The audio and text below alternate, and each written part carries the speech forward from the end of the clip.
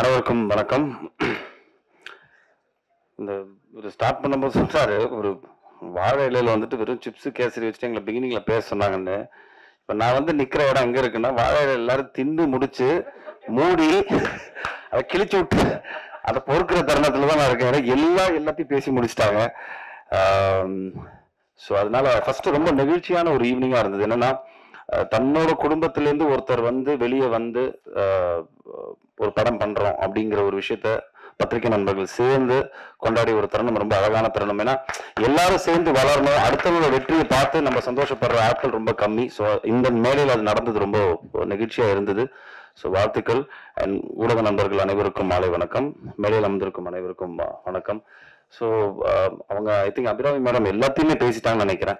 படத்துக்கு என்ன தேவை, இந்த மேடைக்கு என்ன தேவையோ அது ரொம்ப அழகா பேசிட்டாங்க. ஸோ நான் 2-3 விஷயங்கள் மட்டும் பேசிட்டு அப்படியே முடிச்சுக்கிறேன்.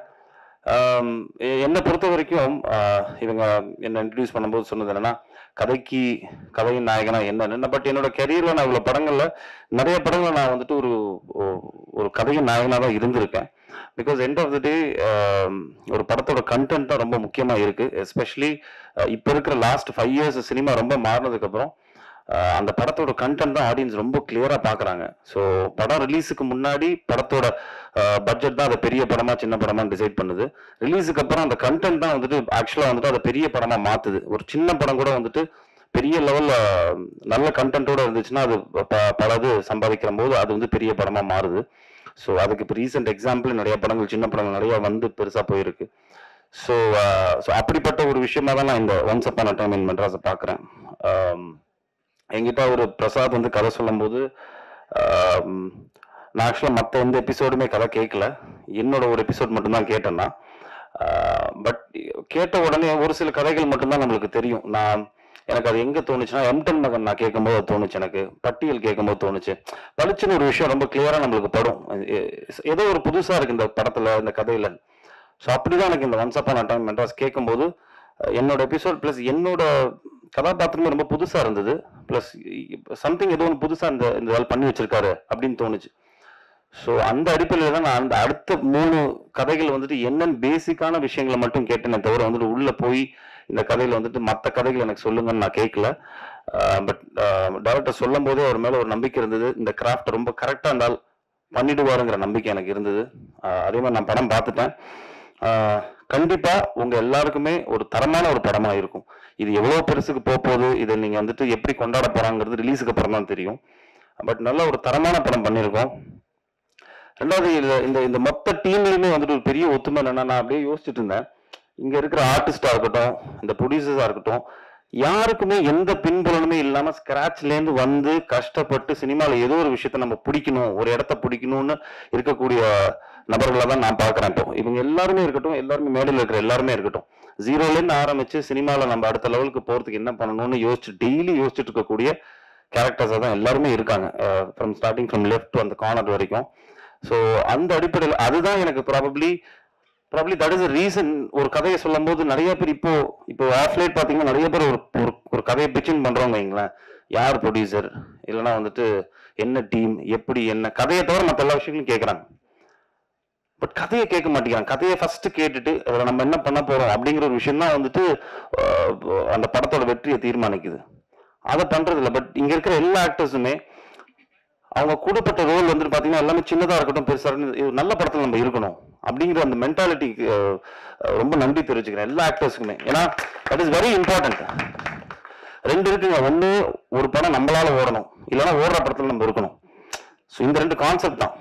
So I think they understood the are of இது வந்துட்டு நல்ல கதையம்சம் உள்ள ஒரு ஸ்கிரிப்ட். இந்த ஸ்கிரிப்ட்ல நம்மளுக்கு என்ன கொடுக்குறாங்களோ அது ரொம்ப கரெக்டா நம்ம பண்ணிட்டோம்னாலே போதும் அப்படின்னு I think all the actors understood that.